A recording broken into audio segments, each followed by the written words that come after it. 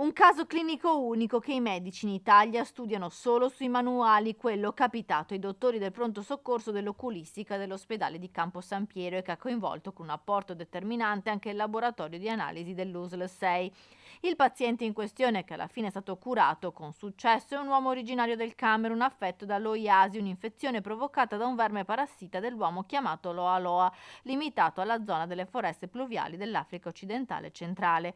L'uomo lamentava un fastidio come qualcosa che si muove oltre alla lacrimazione, prurito ed edemi a caviglie e polsi. I medici dell'oculistica, dopo aver eseguito un intervento d'urgenza, hanno stanato lo sciuro e lo hanno addormentato e catturato all'interno dell'occhio. Dopodiché è stato analizzato confermando l'appartenenza alla famiglia Loa Loa, trasmesso all'uomo da una puntura di tafano.